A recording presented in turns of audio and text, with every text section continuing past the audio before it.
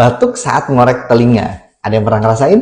Jadi di dalam telinga itu ada banyak saraf. Salah satunya adalah saraf vagus, yaitu saraf nomor 10. Saraf ini mempersarafi tubuh kita yang tidak dipengaruhi otak kita secara sadar, seperti detak jantung, pencernaan, refleks menelan, dan salah satunya adalah refleks batuk. Nah, saraf ini karena ada di dalam telinga, kalau misalkan kita picu menggunakan cotton bud atau dikorek menggunakan apapun, terkadang akan memicu respon batuk. Nah, itulah kenapa kalau misalkan kita mengorek telinga, menimbulkan respon batuk. Dan ada lagi nih, kadang respon yang sangat nyaman pada saat dikorek telinga. Masalahnya ini bisa menjadi bahaya, karena kalau misalkan kita sering mengorek telinga, akan merubah pH di dalam telinga dan dapat memicu peradangan di telinga, bahkan jamur.